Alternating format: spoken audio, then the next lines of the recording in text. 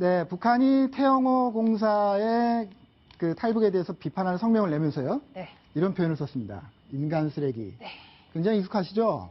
북한이 탈북자들을 인간 쓰레기라고 부르는데요. 이번만이 아닙니다. 그래서 과거에 북한이 이 고위 탈북자들에 대해서 어떻게 나쁜 말들을 했는지 한번 짚어보도록 하겠습니다. 황일도 의원. 예. 이번 그 북한의 발표를 보면요. 그 오래전에 어디선가 본 듯하다 그러죠? 그렇습니다. 이게 네. 1997년 8월입니다. 당시에 이집트 주재 북한 대사를 근무하고 있던 장승길 대사의 형제가 미국으로 망명을 결정을 하게 되는데요. 네. 이때 이제 탈북이 결정되고 나서 하루 뒤에 장승길 대사가 거액의 국가 자금을 횡령하고 부패 타락 및 국가기밀을 누설한 혐의로 이미 철칙이 돼서, 철칙이라는 건 이제 자리에서 물러나게 되어서 네. 법기관의 조사를 받기 위해서 소환 지시를 받은 상태에서 도주했다라는 네. 표현을 사용한 적이 있는데요. 앞에서 보여드렸던 태공사에 관한 언급하고 상당 부분 일치한다는 사실을 아마 보실 수 있을 겁니다. 네. 뭔가 돈 문제를 얘기를 했었고요. 그죠? 그 다음에 기밀을 누설했다. 이것이 두 개는 거의 비슷한 거죠. 공통으로 나오네요. 대부분의 경우에 특히 이제 그 북한의 관영 언론들을 주로 보면 네. 몇 년을 통해서 반복되는, 예를 들어 뭐 어쩌한 절기, 포병절 이럴 때 네. 나오는 보도들을 연단위를 살펴보면 거의 문장이 똑같습니다. 네. 그러니까 행사자에 참석한 사람이 이름이 누구인지 그 정도만 바꾸고 앞에 썼던 내용들을 그대로 재탕한 경우들이 많거든요. 그건 당연히 그럴 수밖에 없는 것이 그게 가장 안전하기 때문이겠죠. 네. 그러니까 반복적으로 얘기를 하는 네. 것이 쓰는 사람 입장에서도 가장 안전하고, 그다음에 그걸 읽는 사람들에게도 가장 쉽게 와닿을 수 있는 내용이다라고 판단을 해서 아마 이런 식으로 일을 쉽게 하는 것 같습니다. 과거에 어떻게 했나 한번 찾아봤겠죠. 찾아보고 비슷한 사례를 찾아서 이번에 발표문을 만들었을 것이다. 이런 추정을 해볼 수 있는데요. 1997년 2월에는 황장엽 노동당 전 비서가 넘어왔죠. 그때 반응은 좀 달랐던 것 같습니다. 그때 북한의 공식 매체의 성명을 육성으로 들어보시겠습니다. 비겁한 자들은 가려면 가라. 우리는 혁명의 불금기를 끝까지 지킬 것입니다. 이정훈 의원님. 저게 뭔가면요. 네. 그 유명한 적기가입니다. 네. 북한에선 붉은기라 그러고 전 세계 공산주의자들이 부르는 노래인데 북한에선 붉은기입니다. 저 노래 듣고 싶으시면 옛날 영화 중에 실미도 있죠. 네. 실미도 우리 공작원들이 저 노래 부릅니다. 그러면서 뭐 혁명의 열전은 뭐 어쩌고 하는 건데.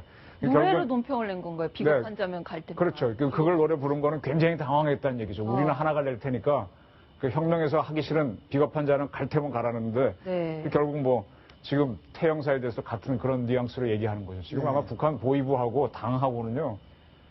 왜 눈을 찔렸다는 표현이 있죠. 네. 굉장히 당황했을 겁니다. 지금 네. 뭐 내분 책임 추궁이 굉장히 치열하니까 일단 뭐 갈 테면 가라 이런 식으로 뭐 저런 노래라도 해야 되겠죠. 네. 19대 국회의원까지 지냈던 조명철 국회의원 있잖아요. 이분도 망명을 한 직후야. 아까 우리 대한민국 사회에 귀순한 다음에 북한이 또 당황을 했는지 모르겠지만 어쨌든 논평을 냈습니다. 그때는 뭐라고 했는지 한번 들어보겠습니다.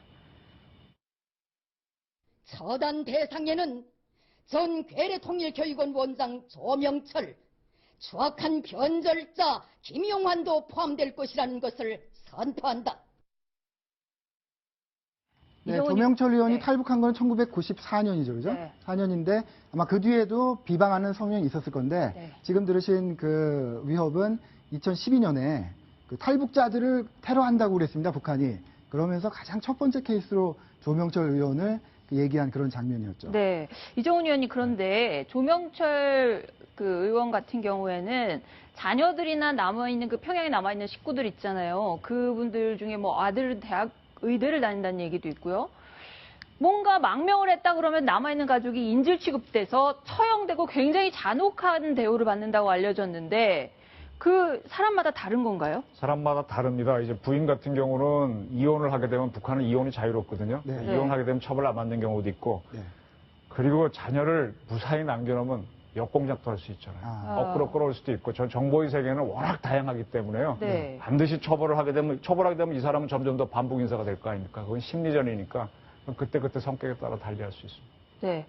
자, 인간 쓰레기라고까지 태영호 공사에 대해서 북한이 격한 반응을 내놨는데 직접 뭐라고 했는지 북한의 반응 다시 한번 들어보겠습니다.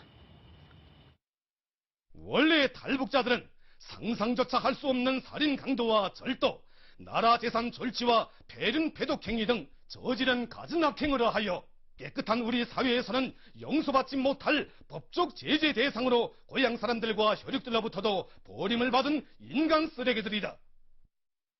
인간 쓰레기들이다 그러죠. 그러니까 탈북자들에 대한 북한의 기본적인 인식입니다. 모든 탈북자들을 인간 쓰레기다, 테러하겠다 이렇게 얘기를 하는 겁니다.